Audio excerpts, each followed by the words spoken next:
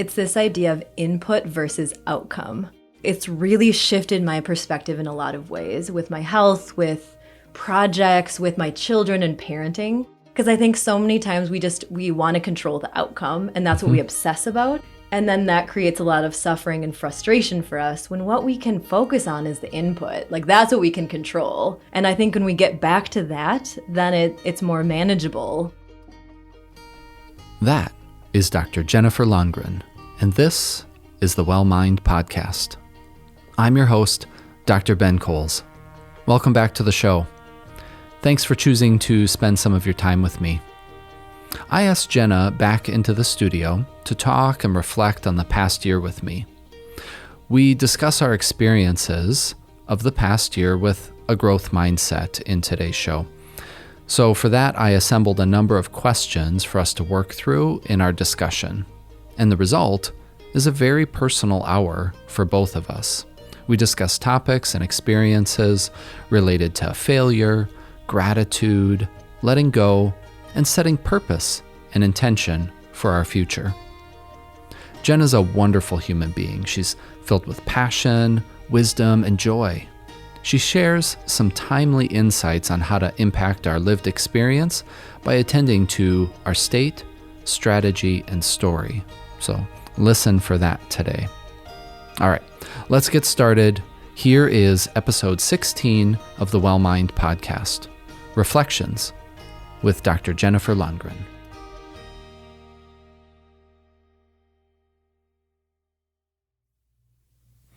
Welcome back, Jenna. It is great to have you in the studio again. You are the first guest that I've had on the show for a second time, so I'm excited to kind of go a little bit further and dive deeper into some new topic areas and maybe revisit some of the themes that we talked about last time. So thanks for coming on the show today. Yeah, thank you. I'm excited to be back and very grateful for this opportunity as well. Cool.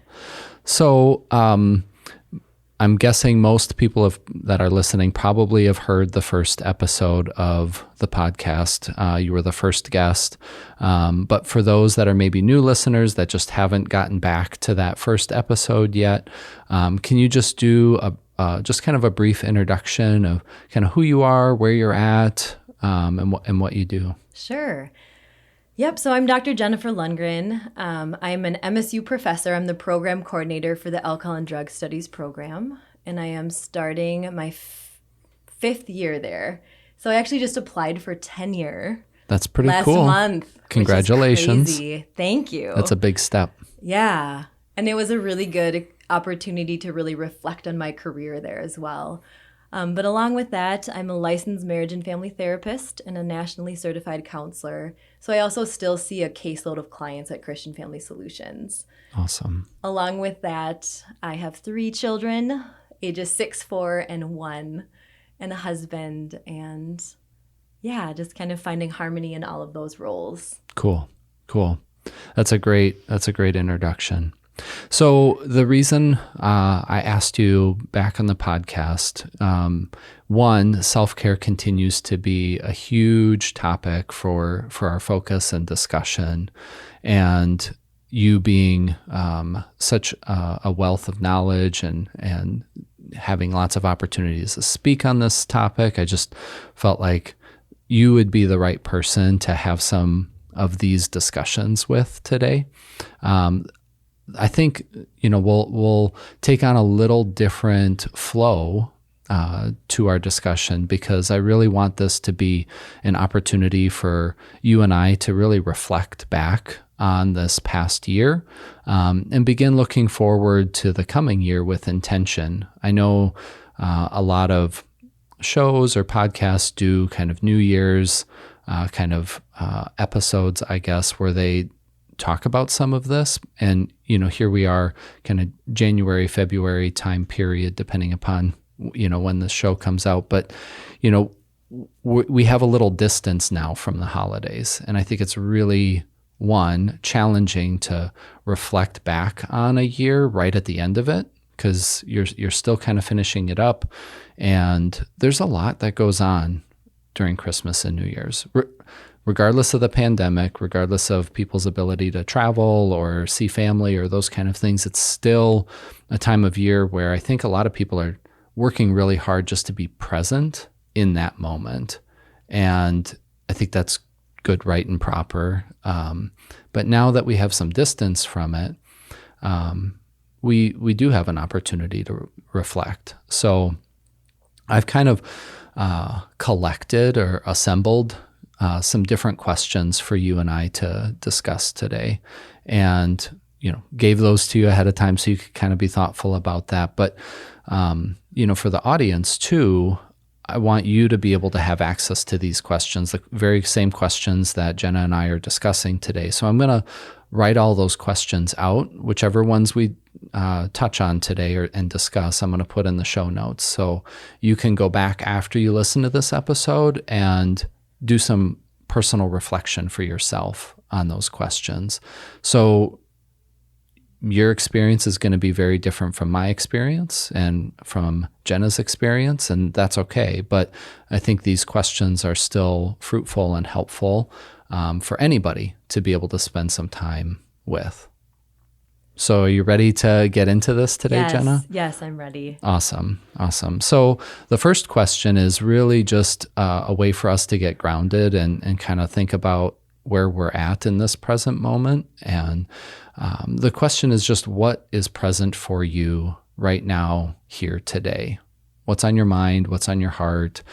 Just kind of dig into this moment a little bit with me. All right. So it's Friday today, and in this moment, I feel really good. I had a busy week. I had some different types of experiences than I experience in a typical week. Mm-hmm. I had 2 self-care presentations yesterday to 2 completely different groups. So a lot of that content is on my mind. And what I really noticed is that after a day where I talk about self-care for 4 hours, I'm much healthier. And I was just in a really good mood last night, and it's carried into today. Like, I just feel really good today. So I think it is important to just be exposed to positive, uplifting information that gives you a perspective during a lot of hard times. The other thing too is just after a hard week, I really like to relax on the weekends, and I have no plans. And that is so exciting to me. I have nothing this weekend except for church on Sunday. Mm-hmm. So mm-hmm. I'm just looking forward to picking my kids up and lounging with them, cooking dinner, and just hanging out. That's really great.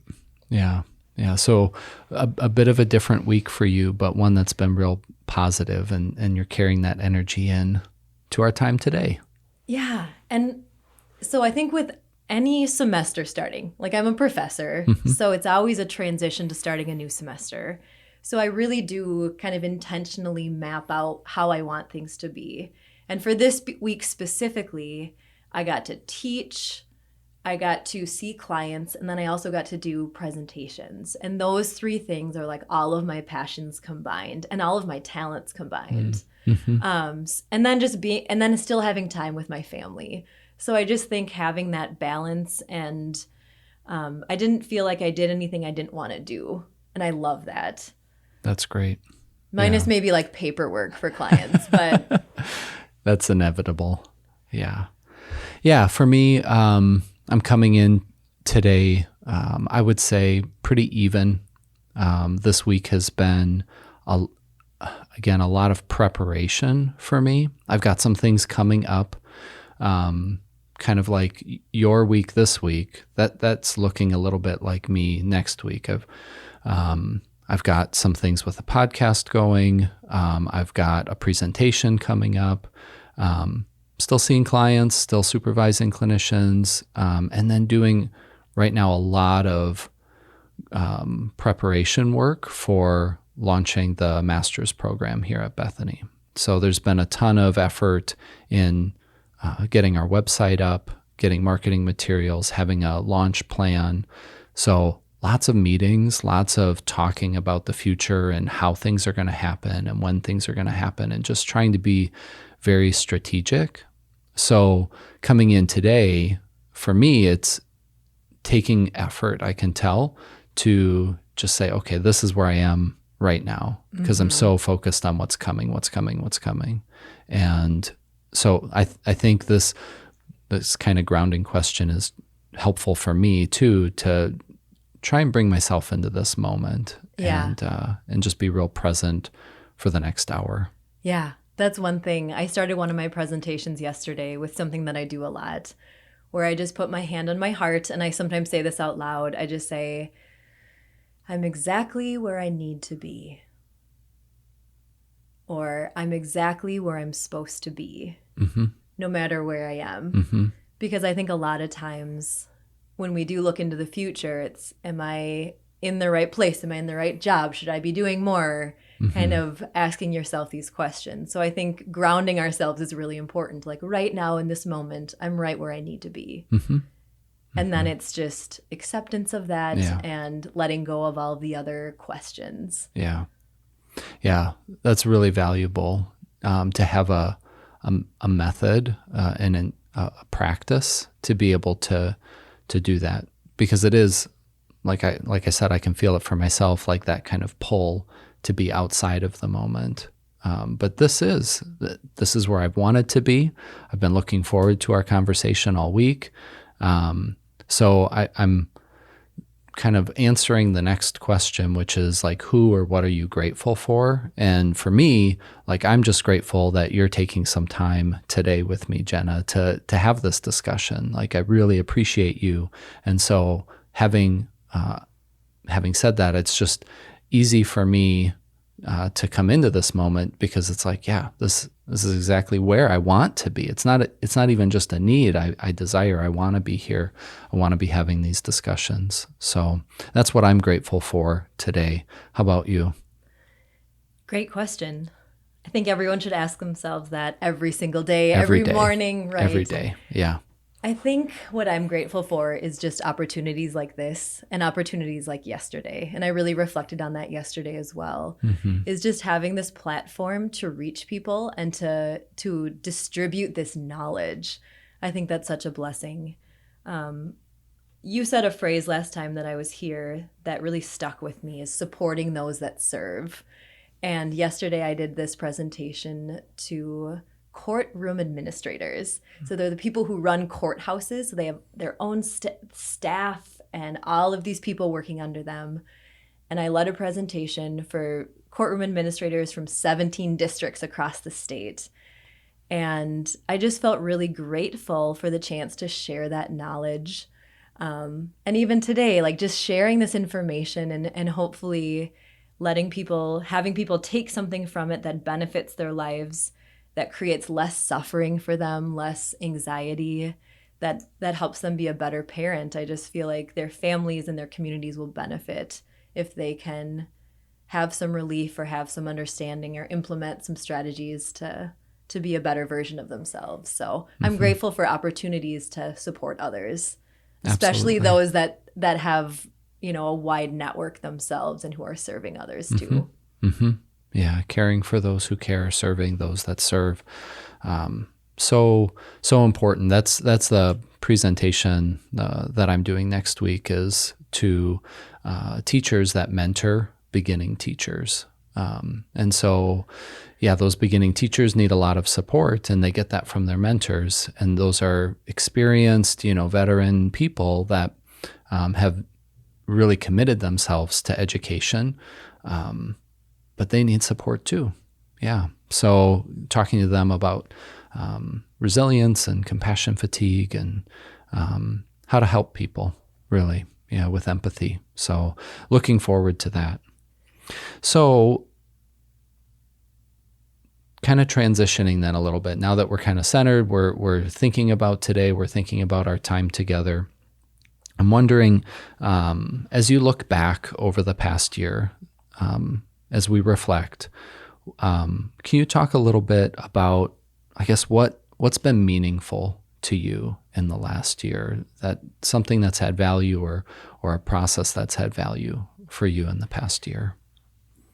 One of the most meaningful things I think is it's broadly just kind of getting back to the basics. I feel like last year we were just stripped away of a lot of masks and activities and distractions, and maybe those distractions just shifted. But I think what was really meaningful, it's like kind of getting back to this raw core of humanity is like we are just in our own mind, in our home with our family.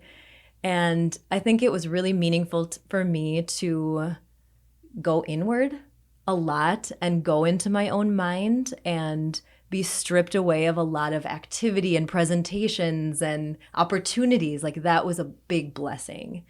And that process also helped me just develop these new routines and rituals with my own family. One of the best ones is reading. I read to my kids so much. Like when I'm home, probably 50% of the time I'm reading with my kids.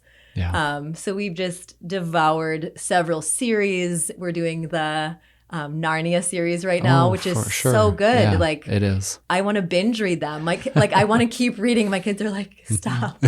So just finding all of the joy in the simple things, in the simple moments, and just appreciating them, that I don't need to do extravagant things or do things that are exciting, that just kind of finding the joy in being present in my own life. When the pandemic hit, I remember the week that everything shut down, I think I had 6 presentations in 1 week. And that's a ton. I had a grant to go to Portugal. I had an opportunity to present at an international conference, and it's like that was all wiped away. And I just I feel like I identify myself so much with my presentations and all of the activity, but when it was canceled, I felt so much relief. And that I almost surprised myself, and that I didn't feel antsy and anxious. I was just like, I have just this moment to be. And I think that's really when I dug into a lot of the strategies for coping and for understanding your own mind and getting space in your mind and kind of noticing what you're thinking and feeling and things like that. And that's changed my life. A real moment for reflection happened almost immediately, it seems like, because all of those commitments that you had made outside of your home, even outside of your community at times, those were all taken away. And so it seems like you had, like you said, things were stripped down to the basics. So you only had what was immediately in front of you. And that was yourself and your family, right? And that's where you invested yourself. Yep. Yeah. And that, I think for a lot of people, it is scary. And that was intimidating. And they started to notice things they didn't like about their house or their spouse. There was a lot of funny internet content of just spending so much time together and the irritations that can come. And that's natural. But yeah, it was enjoyable for me, for that, especially that first part of the pandemic was a lot of walks and a lot of reading and a lot of lounging and just hanging. And that was okay. Yeah. Yeah. When I was visiting with Dr. John Seymour for the podcast, I used the term pause, kind of a few times, I think, in our conversation. And just for me, that's how I framed it, as this pause in life. I had, this is kind of getting into my next question, but this is what happens with reflecting, right? Is that one thing kind of leads into another.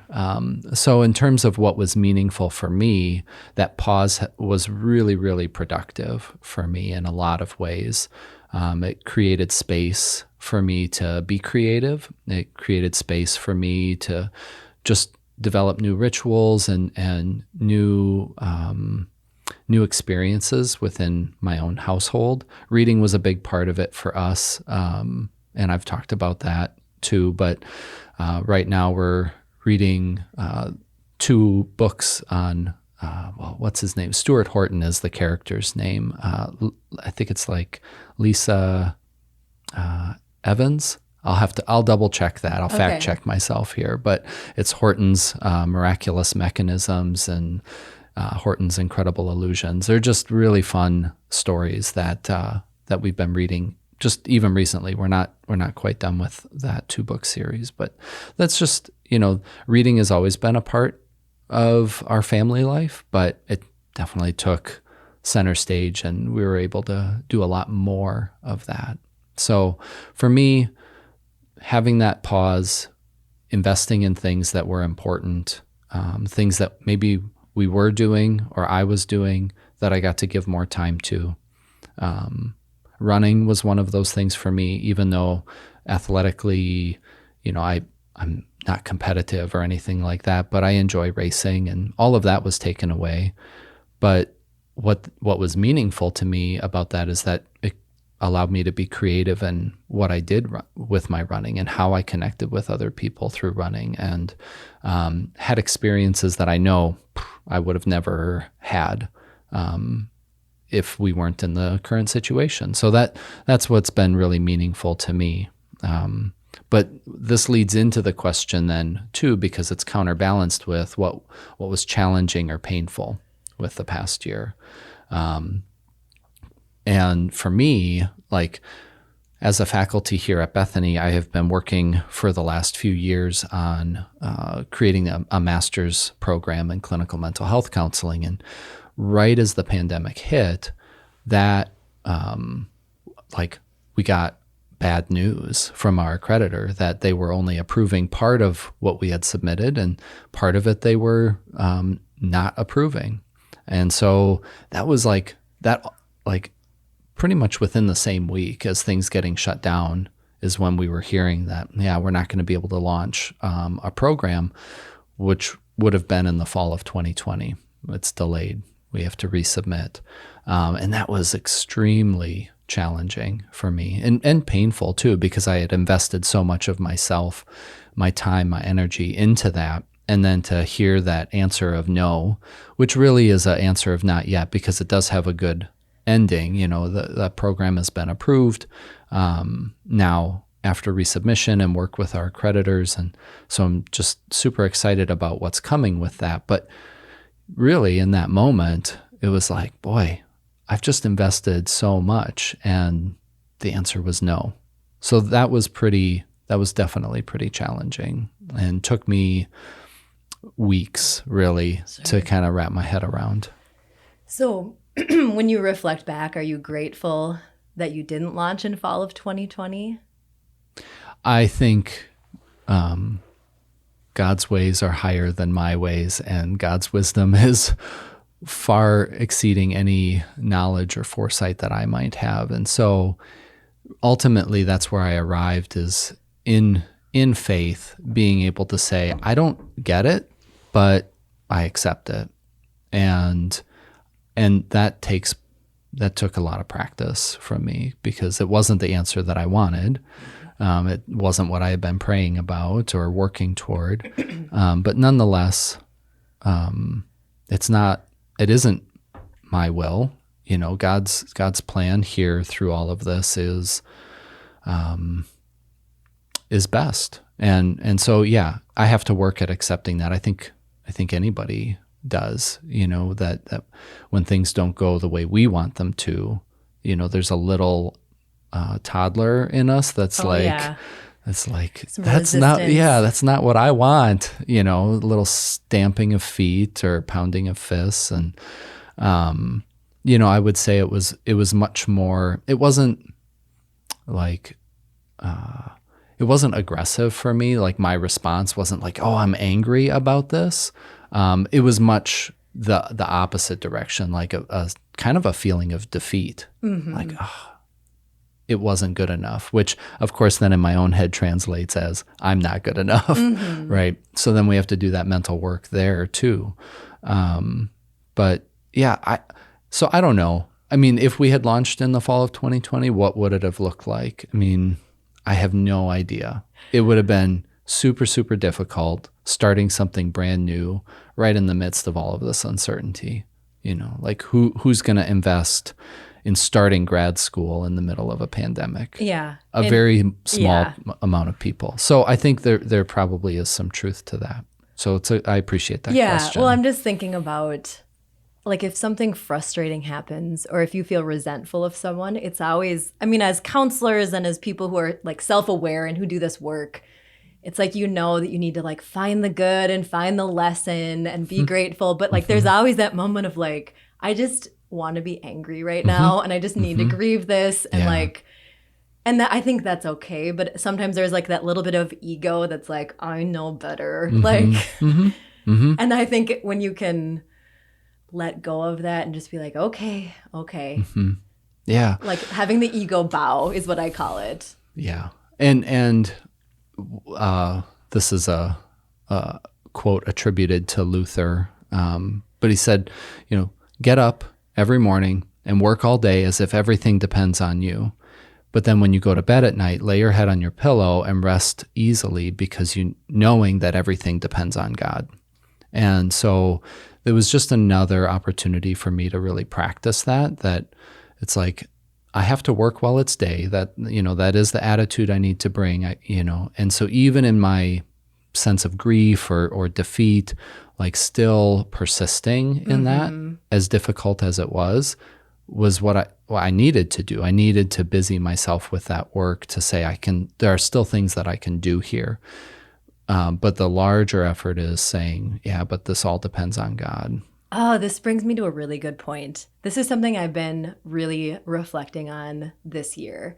It's this idea of input versus outcome and focusing on the input instead of trying to control the outcome. And that's something that it's really shifted my perspective in a lot of ways with my health, with projects, with my children and parenting. Yeah. Because I think so many times we want to control the outcome and that's what we obsess about. And then that creates a lot of suffering and frustration for us when what we can focus on is the input. Like that's what we can control. Yep. And I think when we get back to that, then it's more manageable and it just feels differently. And that's just what that reminds me of is like you've done the input work, you can't control the outcome. Yeah. So refocusing on that and pouring your effort there. Yeah. Yeah. And that the outcome, when it goes well, simply becomes a celebration then, not necessarily it's not an affirmation, it's a celebration. The affirmation is in the showing up and doing the work and investing yourself with grace, you know, knowing that you're not at 100% every day or any time really, but the outcome becomes a celebration. But then when the outcome isn't, like in this case, what I wanted it to be, then you tapping into that growth mindset. And we were discussing this too before we started recording. And so it seems fitting now to say, is this a failure? Like when do we attribute something or label something as a failure? And when or how do we see that more as an obstacle or just, you know, quote unquote, part of the process? And I think that we differ on that a little bit. So I want to hear your perspective on this first. On just failure in general. Yeah. I think failure is something that we've been conditioned to avoid. And that's what I'm trying to really think about it. Like, I want to be in a position where I try something so boldly that there's a risk that I might fail. But I guess even if that happened, I would still see that as me being bold and taking this risk and learning from the failure as like just this opportunity. So it is hard for me to think of things as a failure. When I was reflecting on that question for this podcast, like, how did you fail last year? I was like, I don't know. Maybe I failed because I wasn't bold in certain ways. And maybe I could have been bolder and put myself out there and risked failure. But I couldn't think of anything like that. Yeah. The other thing, so Sarah Blakely is one of my role models. She's the CEO and the creator of Spanx, interestingly enough. And she is awesome because she's just very like emotional and like I just like trust the process. And she's just really inspirational. A little woo-woo. Yeah, she is. And like everyone is like, what's your business plan? She's like, I'm just going to ask the universe. And she had this like business group, and she said every single one of them is like, what do you say to the universe? Because she is super successful. Yeah. But anyway, when she was growing up, every day after school, her dad would say, how did you fail today? How did you fail today? How did you fail today? And it was like, embrace that, like talk about it. Let's like validate failure, because that means that you are risking something. And like, let's dive into that, and not just like, oh, you failed. You got something wrong on a math test. That's bad. You got a B. So I love that perspective of failure. And I'm trying to embrace that more. But even then, it's like, is that still a failure if something went wrong? Because it's still an opportunity to me. So how do you differ on that? Yeah.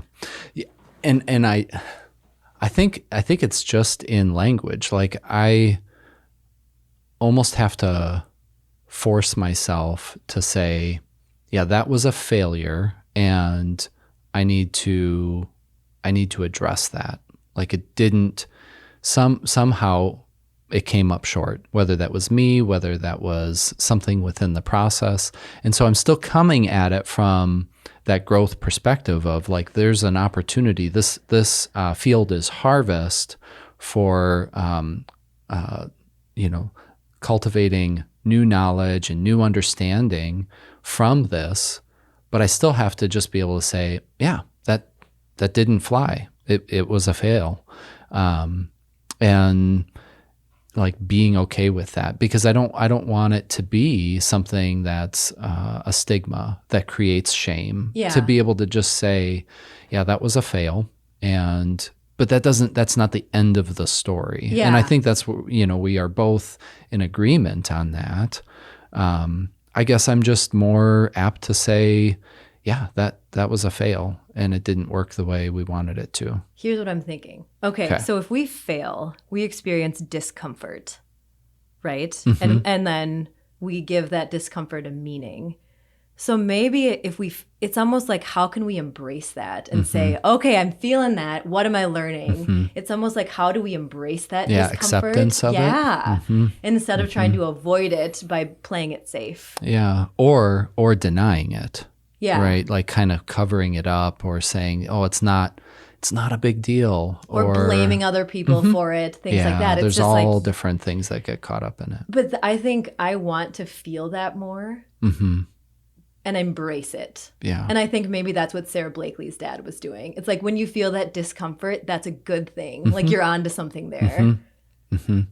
Yeah. Because you're pushing yourself. You're striving for something. Not just like, get everything right and be perfect and get A's and follow rules. Yeah. Yeah. I also wonder, and we can go on this tangent for a little bit. I'll bring us back to our questions here soon, but I'm thinking about when what do we do when we know we fail because we haven't put forth the effort, or we haven't been faithful to that process, whatever it is. And maybe there are lots of different barriers to that, but oh, yeah. Okay, so you're saying we fail by not doing something because we didn't do something. Yeah, we didn't do it. Oh, yes. I have a good answer for this. Okay. Enlighten me. Yes. Please. I would understand your barriers to it. And I have 3 examples, okay? You look at your strategy, your story, and your state. Okay. So is it your strategy that you don't have a good process, that your process isn't effective? And that's, strategy is pretty basic. Like that's kind of solution focused, that's logical, that's like the nuts and bolts of things to get your outcome. Is it like the strategy itself? Like for losing weight, are you not exercising? Are you eating whatever you want? Blah, blah, blah. I think story and state are a little bit more subtle. Okay. So I think state is just how your physical being. Are you exhausted all the time? Are you depressed? Are you, just your feeling mental, lethargic? emotional wellness. Yeah, like it's not like you can feel when you're in beast mode, completely empowered, ready to take action. That's what professional athletes do. They get themselves in state. Baseball players have their song before they go up to bat. That's getting themselves in state. Yep. If you're the opposite of that, if you're totally in binge watch Netflix state and eat frozen pizza state, which I totally was over break, which is fine too. That's okay. You can choose to be in that state. You can change that though. Yeah. So you don't have to stay there. Yes. If your state is busy, worn out, exhausted all the time, that's something else to examine. But what fits for me a lot is story. What stories have you made up about your ability to accomplish something, about you as a person, about your screw ups or your failures, or the type of person who's successful? That's what I would examine, because I think for a lot of us, we make up stories about what we can and can't do, and I think kind of uncovering that and changing it. Yeah, restorying. Yeah. And I think, so if you haven't taken action in something, I would examine those barriers because they're all solvable. And I think self-awareness is the first step. So sometimes I listen to playlists to get myself in that mode, and just examining strategies of did something not work and what can I learn from that, and pivot that, which is the word of 2020, right? Of course, pivot. I'm so sick of hearing people say that. But it does fit. Schwimmer said it first. Okay, right? yeah. From Friends. Yeah. Exactly. But I think the stories are really what hold us back.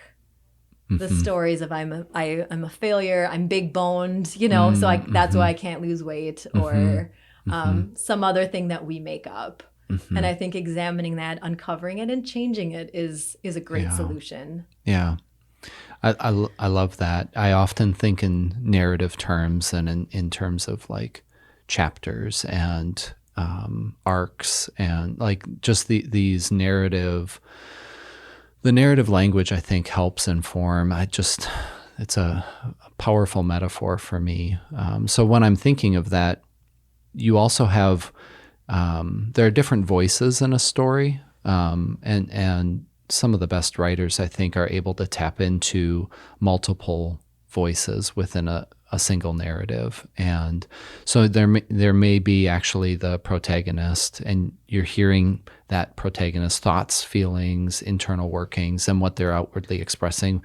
But the narrator may be different, right? And may offer a different perspective or a different view. So when we're restorying, when we're thinking about those narratives that we have about ourselves or about our ability, I wonder where those come from. Oftentimes asking that, who has said that, or where have I heard that story, and how did I adopt that for myself as a truth for my story. And sometimes some of the most insidious and negative ones are from not ourselves, but from other people that we've placed a value on, and then we adopt that story as our own.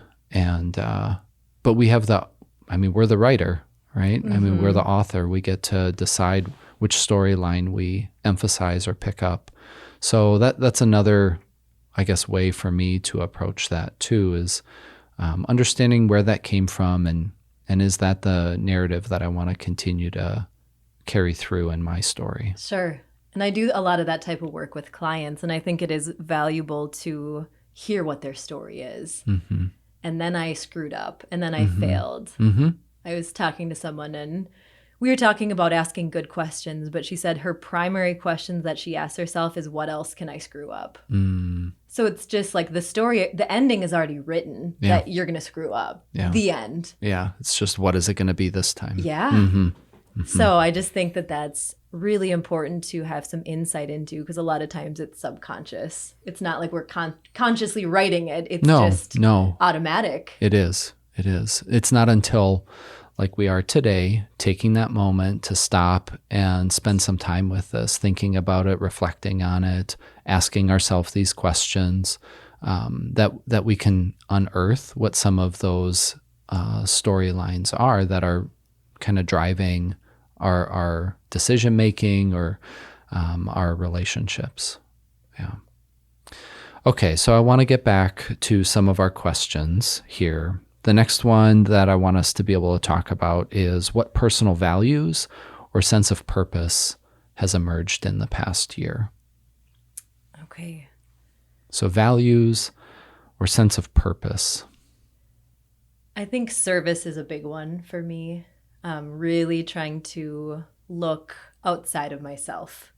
I think in March, when I said I really moved inward, that was kind of like this cleansing process and this insight process and this recognizing process, this curiosity process.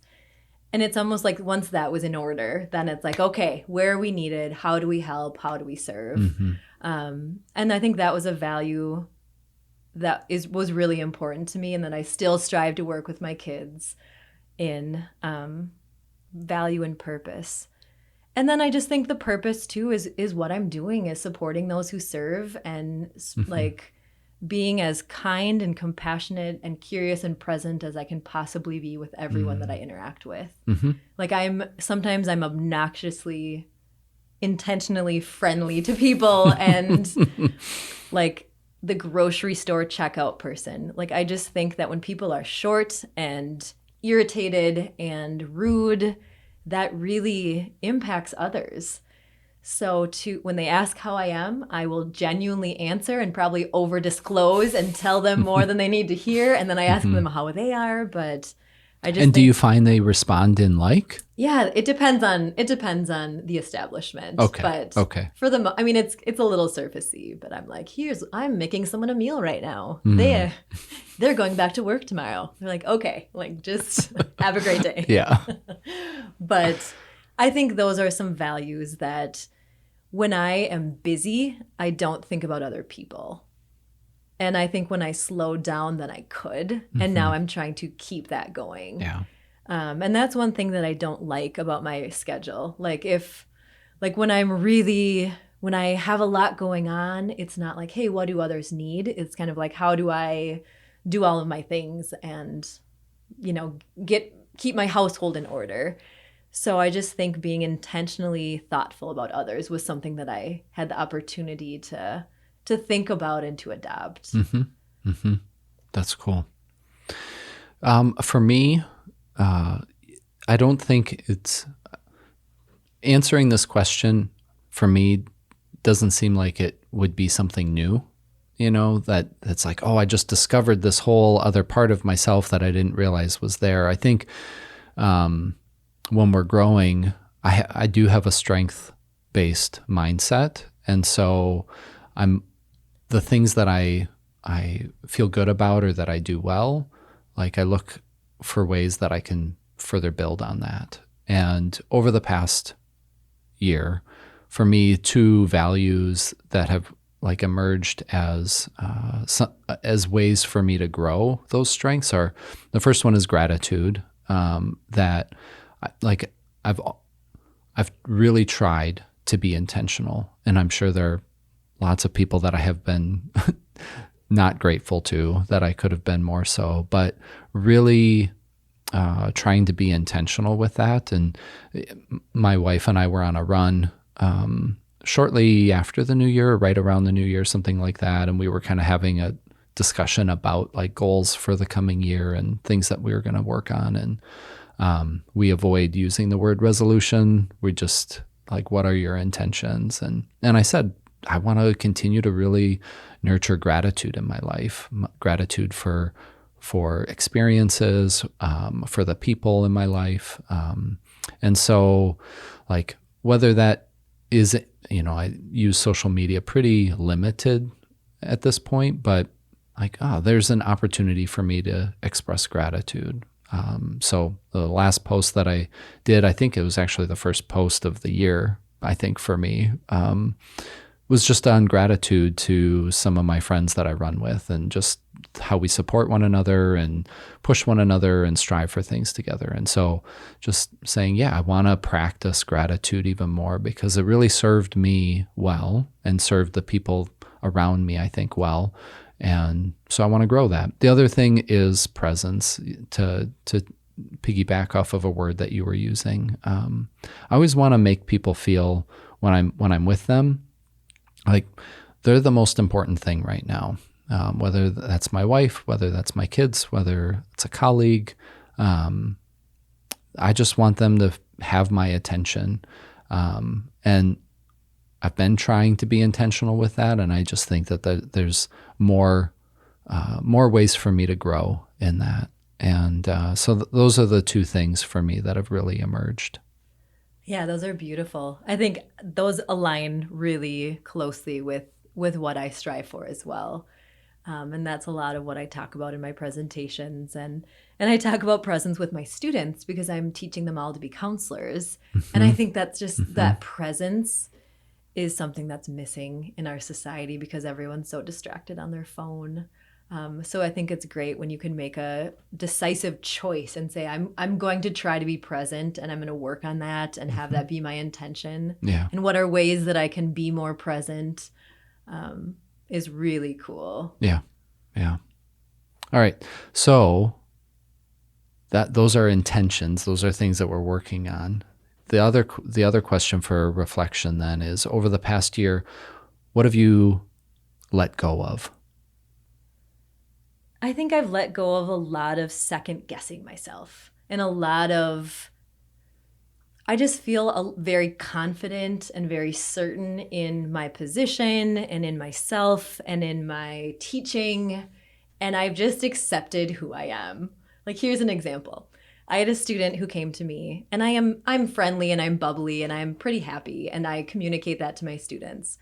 And she met with me and I gave her the information she needed. And then she met with someone else, my colleague.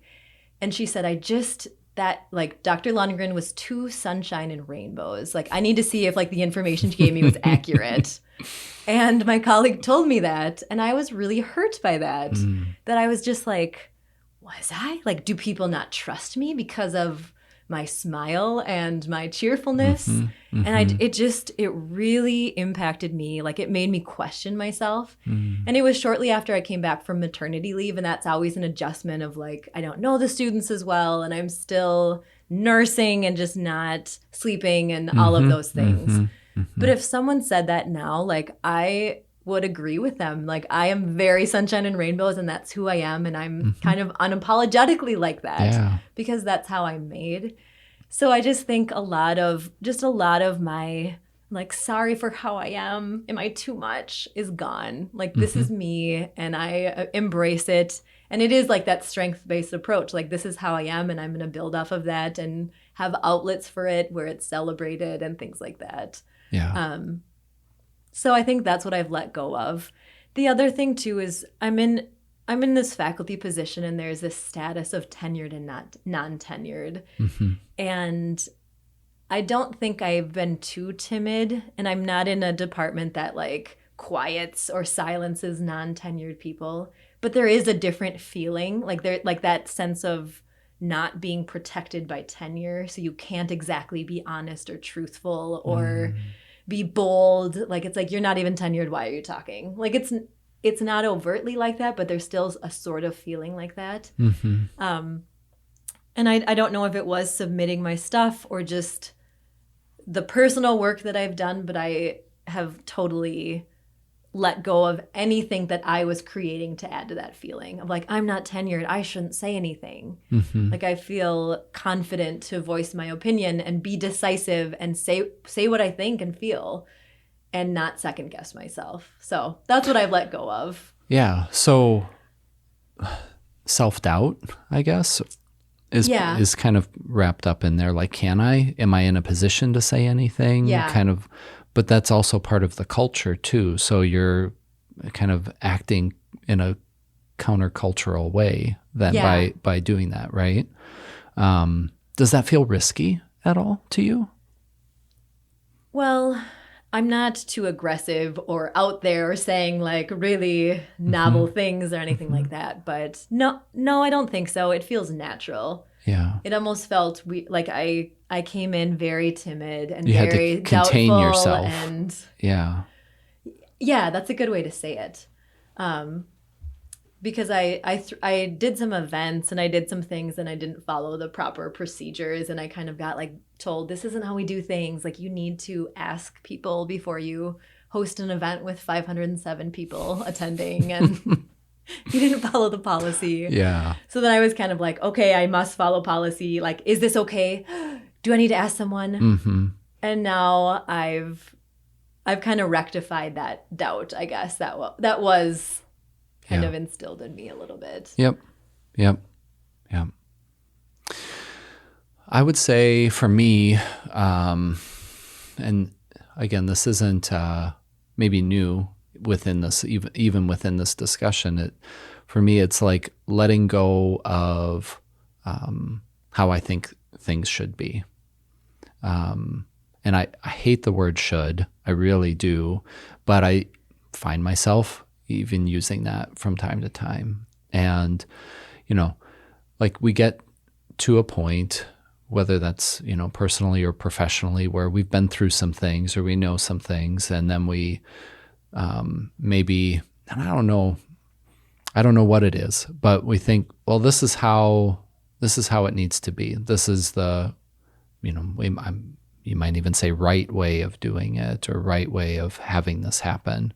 And just kind of letting go of that and allowing for, it's just allowed for more flexibility on my part. And I think actually some of the work that I do within supervision, within supervising clinicians, like, at this point, I have supervised a number of people at different stages in their counseling development.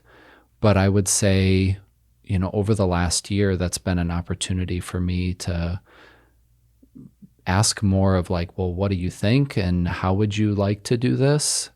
Rather than being in more of a teaching mode, which is like, well, this is step A, B, C, and you need to follow through on this. And there's obviously still some of that when you're training counselors, but, and you get that too. You have to provide that structure. But for me, just letting go of absolutes in that setting, I think that's been something that I've been able to work at doing better. Yeah, that's a big one. Just the expectations that we have. And I talk about this a lot too, of like expectations about our spouse or our kids or our bosses or our coworkers or how people should drive. Like we have all of these ideas about how things should be. Shoulds. Yep. And then when Lots people of don't shoulds. meet them, even how we should be. Then we have suffering and resentment and frustration and negative feelings when life doesn't meet our expectations. Yeah. And that's a humbling experience. And another thing Tony Robbins says is, he says, change your expectations into appreciation. Say more about that. Well, it's really thinking about, it's still thinking about, if someone is home, they should empty the dishwasher. And if they don't, then I will yell at them and get angry. So instead of having that approach, it's saying, okay, how can I appreciate the fact that I have a dishwasher? And that seems kind of cheesy, but if you really think about that in all of these rigid expectations that we have and how angry we become when they aren't met, and if we do have that lens of gratitude and appreciation, it changes everything. It changes our brain, it changes our health, it changes our mood, it changes our interactions, and I think it changes our outcome. Yeah. And again, like, it's still our ego that has expectations about how should people drive. If they're going too slow or too fast, we get so angry because we're, projecting how we think the world should be on them. Yeah. When really, if Granny wants to drive 10 under, like, you're giving her the opportunity to drive how she sees fit, right? Yeah. And so having that perspective is paradigm changing. Yeah. I think another place where this has come up is just within our current social setting, that sometimes people don't know how to behave, or so people, there are folks that want to follow the rules, whatever they are, whatever the guidelines are, whether that's pandemic related, whether that's politically related, and then there are those that maybe are less inclined to be rule followers and just go along with it, but they're asking more questions or having expressing concerns about something. And I'm going to reference John Seymour again. He had made a comment, and we discussed this in that podcast, that so much conversation is dominated by what we're being told no about. And his encouragement was like, well, let's flip that and let's ask the question, what can we say yes to? And that shift in perspective, that shift in question, I think kind of changes everything. And so rather than focusing on something that I'm unhappy about, or that I'm, the should, or the expectation, that I'm looking more for an opportunity in that moment than anything else. And a few things that I've come back to just as a guidepost for some of that are honesty, respect, and responsibility. Is what I'm saying, doing, thinking, is that honest? Am I being honest with myself? Am I being honest with other people? Respect, am I respecting myself in this situation? Am I respecting other people in this situation or the context that I'm in? And then is what I'm doing or feeling or thinking, is that responsible? Is it responsible for me to do that? And what's my responsibility to others in this situation? And so then that helps me look for what I can say yes to. I can say yes to being honest and respectful and responsible.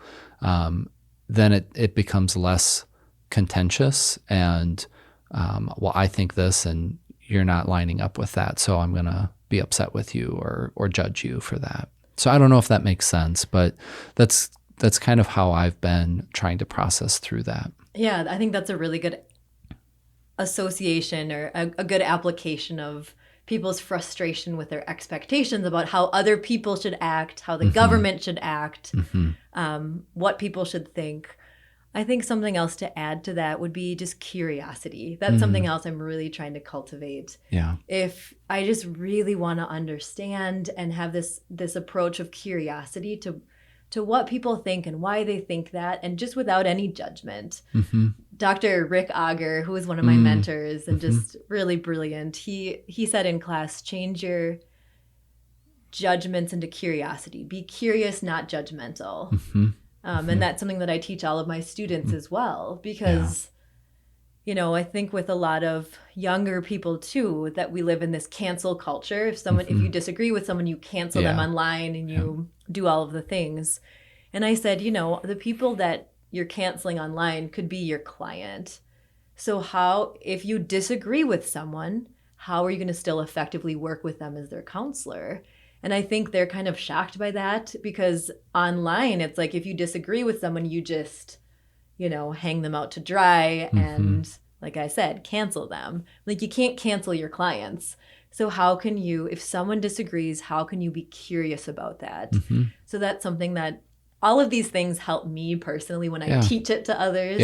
It helps it stick a little bit better. But another, a bumper sticker phrase that I heard listening to another podcast, the guest said, what we need is not a condemnation, but a conversation. Ooh, I like that too. And I really like that. I like the alliteration. Yeah, alliteration. Yeah, it's poetic. We don't need a condemnation. What we need is a conversation. And I think that happens with curiosity. That happens when we're trying to be respectful with people, that we are trying to just have a conversation. And I think a lot of good can come out of that.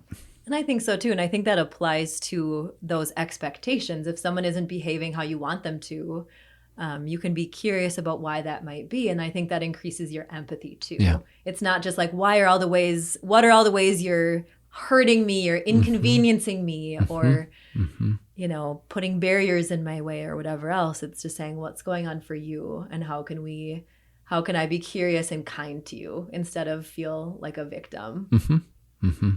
Well said. Well said. All right. So, thinking about this coming year, I think we've transitioned a little bit in our conversation. We're kind of what we've been reflecting on over the past year and creating some intentions and talking about that for the next year. So the next question really is very forward focused, and it's how are you going to make the next year matter? Oh, that's such a good question. I love these reflections. I don't have a compelling, beautiful, big answer. I think it's just going to keep focusing on my inputs. Yeah. My inputs of being present with my kids, of taking care of myself, of being kind, of taking risks. Mm-hmm.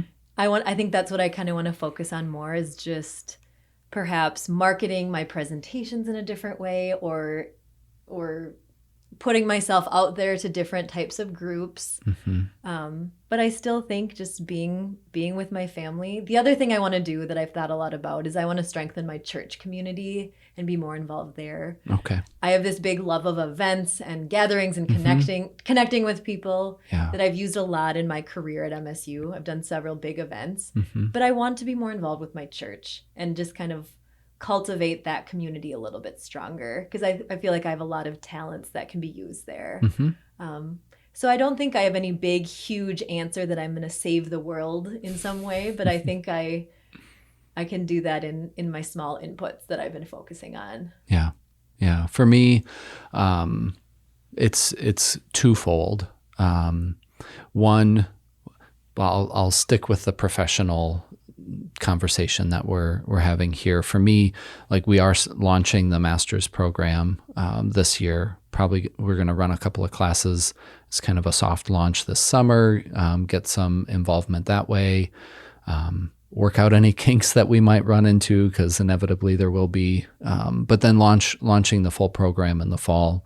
I'm just very excited about that and anticipating it. And so much of the conversations, like strategizing and those kind of things, it's very, nuts and bolts, right? What was the word that you had used before? Strategy, I think. We were talking rather than story or state, but strategy. Yeah. So it's been very like strategy focused and nuts and bolts. But one of the things that continues to come up in that conversation is communicating the great need for qualified mental health professionals in our communities, in our churches, in all different settings, right?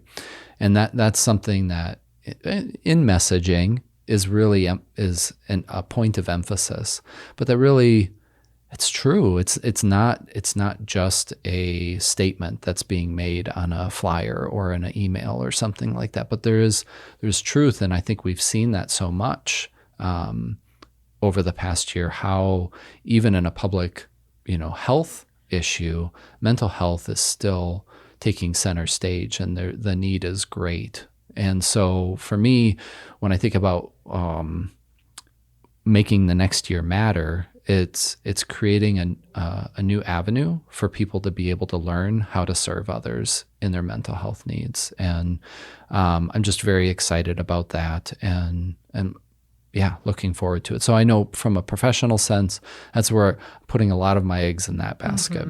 From a personal sense, making the next year matter, I have 2 high schoolers now, and that is startling to me sometimes. Even this morning, my wife was standing in the hallway, and my oldest son was standing next to her, and she just like looks up at him, like physically has to look up, and she's like, "You are huge. You are just a giant." I'm like, "Well, he's wearing shoes and you're not." And but it's just kind of startling. Like, I have these big people walking around in my house, and in a way, I had this little twinge of like, the end is like closer than the beginning. They're my 2 oldest, they're becoming young men. And that, for me, I mean, it's amazing and it's awesome, and I'm so excited for them. And the 4 that are coming behind, we just celebrated my daughter's 10th birthday, and she's so excited. I'm double digits, and so it's like very present for me how my family is on kind of the verge of entering into some new chapters. And so I really just want to soak up. I just want to be a sponge and enjoy every moment, every opportunity, going to a basketball game tonight, and just the fact that they're getting to play basketball is awesome. And, just really not taking that for granted, being really grateful for that, really present with that. And I feel like that's going to matter. That's going to matter to me. That's going to matter to my family in the long run, like just being really, really present during this time for them. I think that's really cool. And I think maybe the pause in the lack of activity that the pandemic brought will make the activities seem so much more exciting, and you'll be so much more appreciative of the late nights and the bleachers and my back maybe not so much. The angry other parents that are like concerning. Public service announcement here. When you're in a gym that is only filled with maybe 30 people, your voice carries. Yeah, exactly. So when you're voicing your opinions about the game or about the refs, literally everybody can hear what you're saying. So that's just a public service announcement. You do a mindfulness activity for the parents. Yes. Take some breaths. Yeah, for sure. For sure. Oh, that is so fun though. Like that's awesome. Yeah. Yeah. So typically I close the show with talking about resources or about projects that are coming. But, today I think we've been doing a lot of that. We've been really talking about what our plans are, what our intentions are. So, for everyone listening, I want you to take an hour with a person, with yourself, with a couple of friends, and talk through some of the things that Jenna and I have been spending time with today.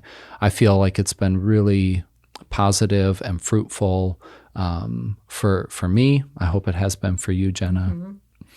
And I definitely want that for everybody listening. So I agree. I think it's important to have these types of conversations with spouses, with friends, with kids, of just, how are you doing? What are you looking forward to? What do you want? Mm-hmm. Just like you and your wife had that conversation about this year when you were running. Trevor and I sat down too. And it just is such a fun, connecting, kind of coming together activity. We said, like, what are our outcomes? What do we want? Like I said, I'm obsessed with input and outcome. Like, what do we want? And then we just kind of talked about all of the goals and all of our dreams and everything, like just the life that we want together. And then I said, why do we want it? And then just kind of clarifying that why behind everything. And then just what are our inputs of, like, kind of what are the strategies? Yeah.